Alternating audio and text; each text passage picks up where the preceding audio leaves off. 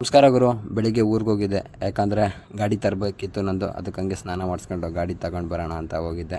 ಯಾಕಂದರೆ ಎಕ್ಸಾಮ್ ಎಲ್ಲ ಮುಗಿತಲ್ಲ, ಹಂಗಾಗಿ ಗಾಡಿ ತಗೊಂಡು ಬಂದೆ.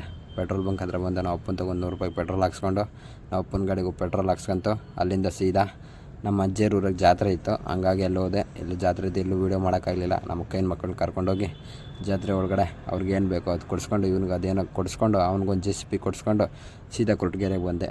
ಕೊರಟಗೆರೆಯಲ್ಲಿ ದರ್ಶನ್ ಅಭಿಮಾನಿಗಳು ಕೇಕ್ ಕಟ್ ಮಾಡಿಸಿ, ಯಾಕಂದರೆ ಇವತ್ತು ದರ್ಶನ್ ಅವರ ಹುಟ್ಟುಹಬ್ಬ ಅಲ್ವಾ, ಆ ವಿಶೇಷವಾಗಿ ಕೇಕ್ ಕಟ್ ಮಾಡಿಸ್ತಿದ್ರು. ಅದನ್ನು ನೋಡಿಕೊಂಡು ನಾನು ಒಂದು ಸ್ವಲ್ಪ ಕೇಕ್ ತಿನ್ಕೊಂಡು ಮತ್ತು ಕ್ಯಾಲೆಂಡ್ರು ವಿತರಣೆ ಮಾಡ್ತಿದ್ರು. ಆ ಕ್ಯಾಲೆಂಡ್ರನ್ನು ತೊಗೊಂಡು ಮತ್ತು ಅಲ್ಲಿಂದ ಇನ್ನೇನು ಮಾಡೋಣ ಅಂತ ಹೇಳ್ಬಿಟ್ಟು ಅನ್ನದಾಸೋಹ ಇತ್ತು. ಅದನ್ನು ನೋಡಿ ಇವರಂತೆ ನೋಡಿ ಎಲ್ಲ ಕೇಕ್ ಕಟ್ ಮಾಡೋಕ್ಕೆ ಸ್ಟಾರ್ಟ್ ಮಾಡಿಕೊಂಡ್ರು.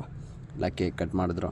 ಅಣ್ಣವರೆಲ್ಲ ಚೆನ್ನಾಗಿ ಮಾಡಿದರು ಅಂತ ಹೇಳ್ತಾ ನಾನು ಅಲ್ಲಿಂದ ಸೀದಾ ಬಂದಿದ್ದೆ ಅನ್ನದಾಸೋಹ ಕೌಂಟರ್ ಕಡೆ.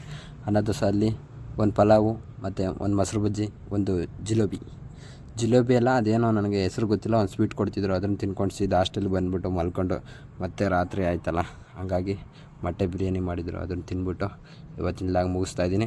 ನಾಳೆಯಿಂದ ಹೊಸ್ದಾಗಿ ಬರುತ್ತೆ ಎಲ್ಲ ಟ್ರಾವೆಲಿಂಗ್.